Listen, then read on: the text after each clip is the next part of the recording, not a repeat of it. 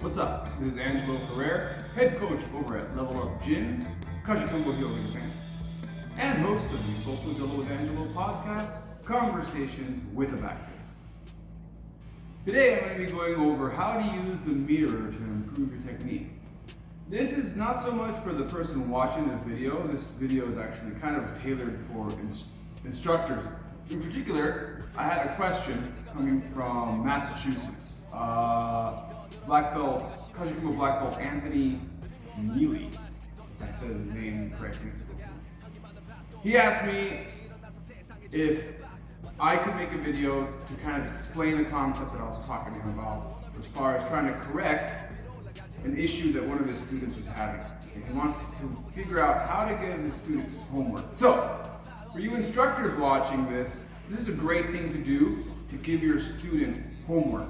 There are things you should be doing outside of class, and this is exactly what this video is for. So, let's go ahead and go. So here's our mirror.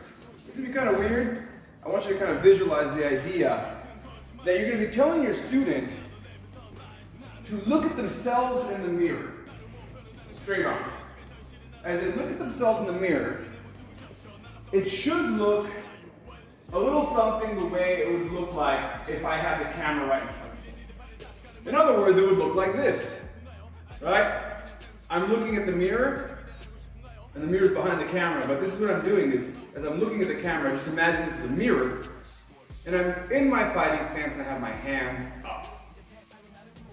Have your student practice something basic. You're studying with a new student and they're having a problem with dropping their hands, and they're bringing their hands down here, and they're throwing their jab straight here, or they're doing their jab straight, then they're dropping their hands and coming back. Or they're dropping their hands. The whole point is they keep dropping their hands. And you're trying to figure out, well, how do I get this student to stop dropping their hands? Tell them to square off in front of the mirror, keep their hands at their chin.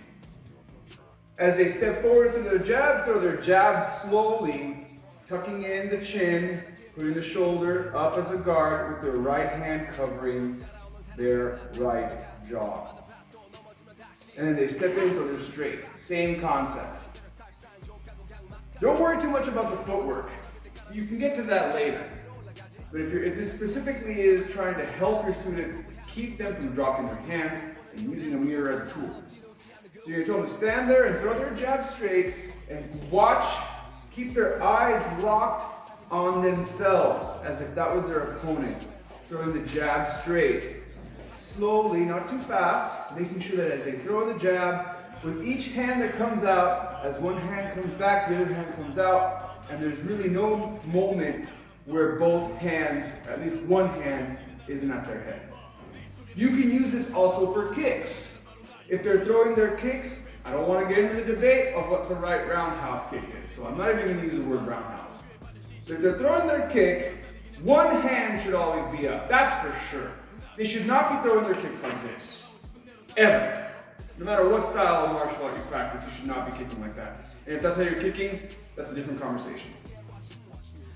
One way that some people like to do it is they'll throw their hand down for more power, but they'll still have one hand up. Another way people like to do it is having both hands up, but they'll still always have one hand around the head just in case. So this is something you can work with your students. All right, so that's it.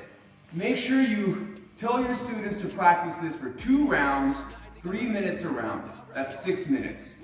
A lot of sports psychology studies and kinesiology studies have been showing that when it comes to sports, if an athlete or a practitioner of a martial art, in this case, can do a physical movement for at least 6 minutes a day, it helps it be retained and creates more dendrites and plasticity.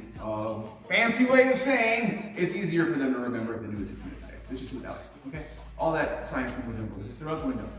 6 minutes a day is all it takes for someone to create some good habits. Now the reverse is also true. If they're doing it wrong, 6 minutes a day is a great way to remember how to do it horribly.